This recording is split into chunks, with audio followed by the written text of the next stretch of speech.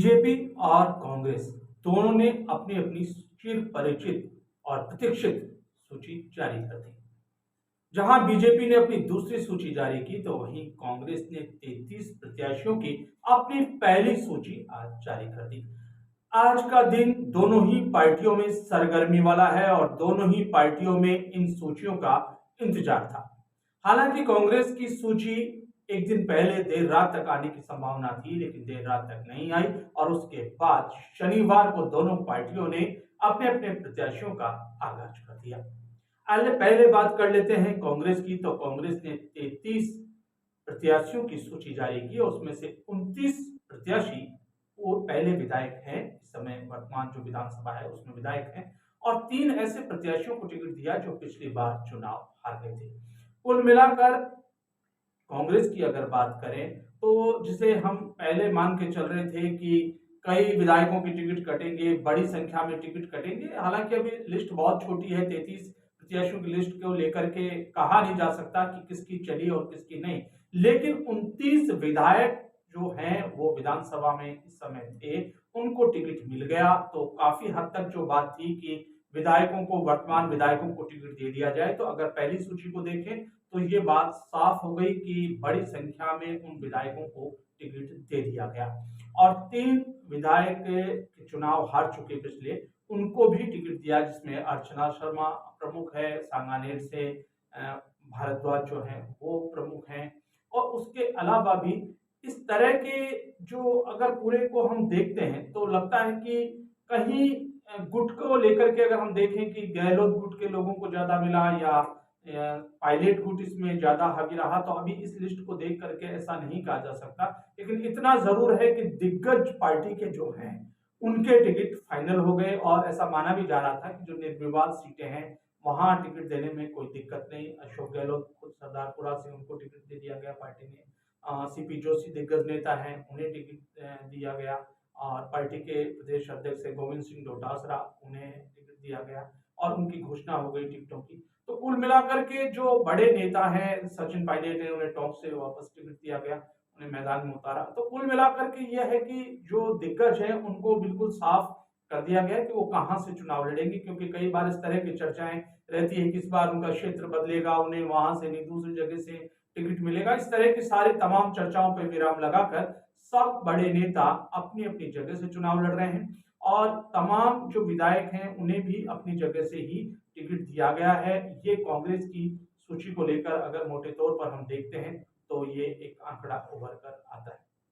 बात करें बीजेपी की तो बीजेपी की लिस्ट में देखने के लिए बहुत कुछ है और जिसकी सबसे ज्यादा चर्चा थी, जिसका इंतजार था, वो ये था कि इस दूसरी सूची को देखने के बाद पहली सूची में जिस तरह वसुंधरा राजे के समर्थक प्रत्याशियों के टिकट कटे थे, तो उसके बाद इस सूची में एक बात साफ हो गई कि वसुंधरा राजे ने डैमेज कंट्रोल कर लिया और 11 अपने प्रत्याशियों को वो टिकट दिलाने में कामयाब रही, अपने समर्थकों को टिकट दिलाने में कामयाब रही। इसके साथ साथ करीब 7 जो विधायक थे उनके टिकट काट भी दिए गए, जिसमें अशोक लाहोटी सांगानेर से हैं। सबसे बड़ी बात है सूर्यकांता व्यास, जो पिछले दिनों चर्चा में थी मुख्यमंत्री अशोक गहलोत की प्रशंसा करके, उनका टिकट काट दिया गया।